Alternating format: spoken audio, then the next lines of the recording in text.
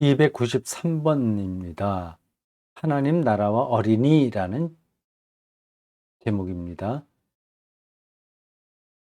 짧은 대목입니다. 읽어보겠어요. 사람들이 예수께서 만져주심을 바라고 자기 어린 아기를 데리고 오매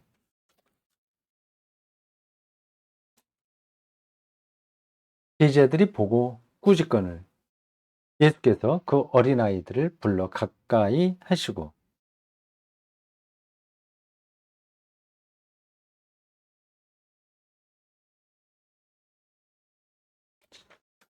잘못 썼나 아기를 네.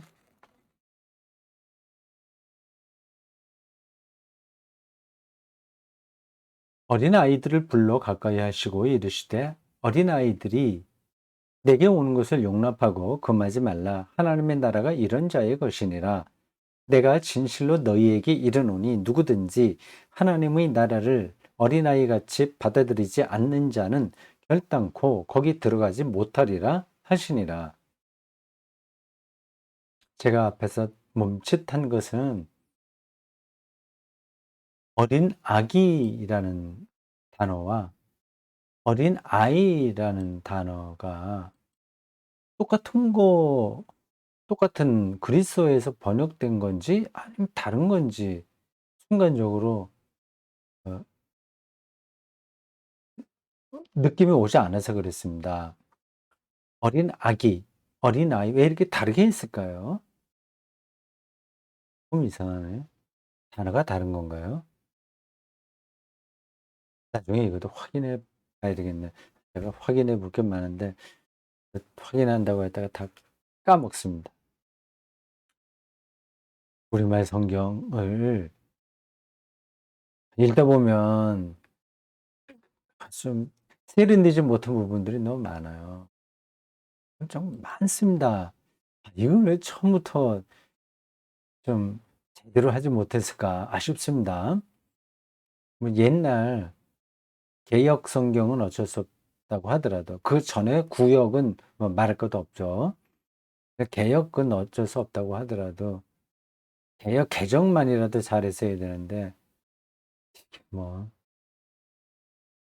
"사공이 많으면 배가 산으로 올라간다."는 말이 여기에 합당한 건지 모르겠습니다만 하도 교단 분배 찬송가도 그렇고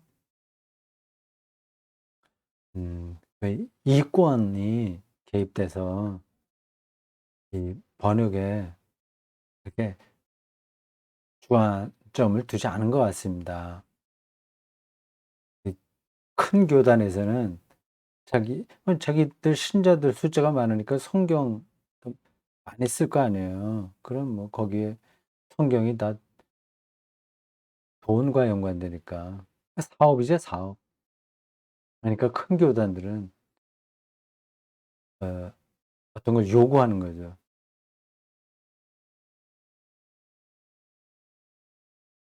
그 그러다 보니까 세련되지 않은 부분들이 많습니다.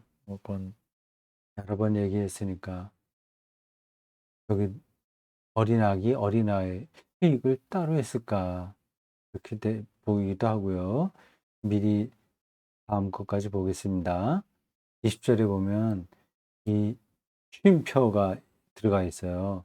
근데 문장 전체가 그 부호는 안 쓰거든요, 거의. 근데 이럴 때만 쓴단 말이에요. 왜 그런지 모르겠습니다. 쓰지 말든지 쓰려면 제대로 쓰든지 해야 되는데 이 쉼표 할 때만 그것도 뭐 완벽하게 처리는 못했을 거예요. 때에 따라서 넣고 안 넣고. 그렇겠죠. 그렇습니다. 이것도 뭐 그러려니 생각하고 읽으면 아무것도 아닌데 저처럼 맨날 이제 글 쓰는 거, 문장 이런 게 거의 가지고 결벽증 환자처럼 예민하게 느끼는 사람에게는 자꾸 걸려요, 읽다가. 또 병이긴 합니다.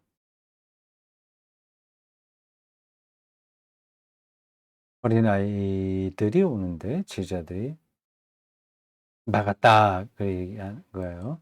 공간복음에 다 들어 있습니다. 음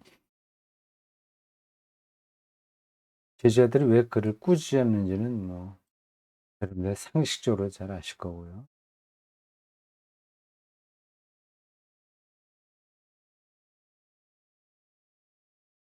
"내게 오는 것을 용납하고 금하지 말라."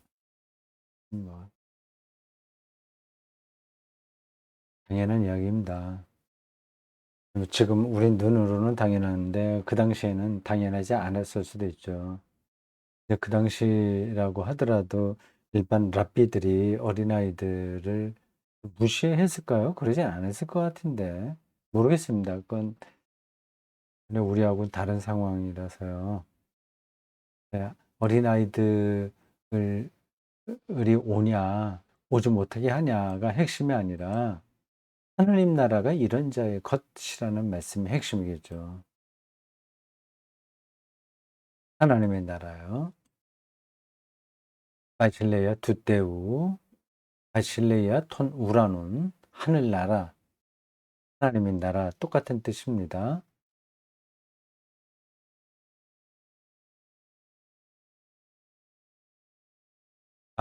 이게 몇 마디로 말하기가 뭐 힘듭니다. 하나님의 나라. 하나님의 나라는 하나님이에요. 하나님 나라가 따로 있고 하나님이 따로 있는 게 아닙니다. 하나님은 하나님의 나라로 존재하시는 거예요. 하나님은 우주 공간 어디에 있으면서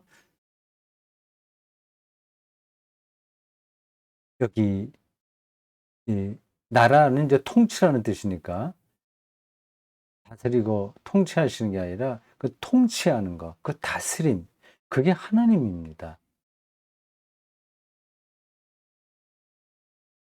그러니까 하나님을 우리가 완전하게 규정할 수 없듯이 또 바꿔 이야기하여 하나님은 하나님 스스로 자기를 우리에게 계시하실 때만 우리가 인식할 수 있듯이 어느 누구도 하나님 나라를 붙들 수가 없습니다. 다른것 같은 거예요. 그 비유적으로 얘기하면 비유인가? 어떤 그 성령을 이제 푸뉴마라고 바람, 뭐 영 이렇게 얘기하듯이 하나님 나라가 바로 영입니다.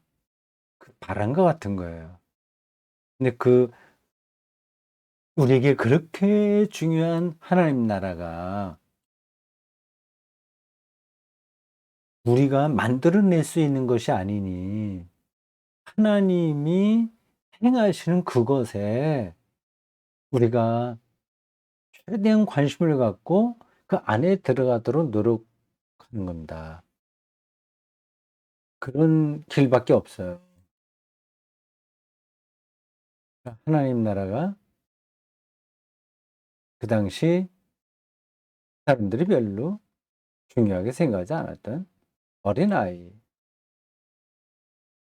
같은 사람들의 것이다.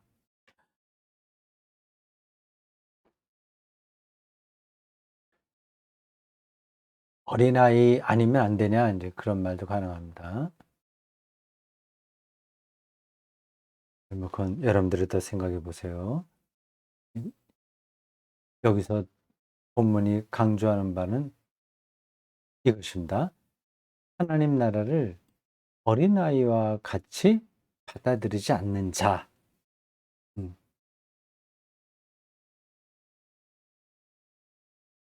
여기서 어린아이 같이 받아들인다는 것은 너무 설명할 필요도 없죠. 다 아시죠? 또 경험하시죠?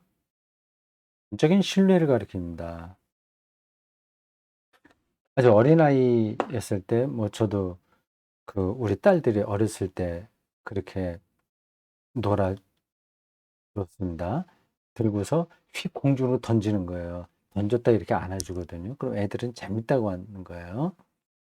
그러니까 아빠에게 자기를 완전히 맡기지 않으면 막 그 두려워할 겁니다. 근데 아이들은 안 그러잖아요.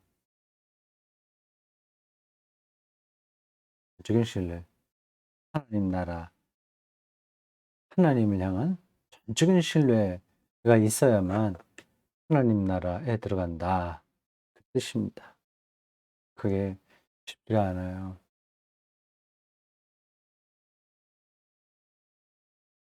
요즘 어떻게 된 게 제 입에 쉽지 않다는 말이 붙어 다닙니다. 설교할 때도 종종 그런 얘기를 해요.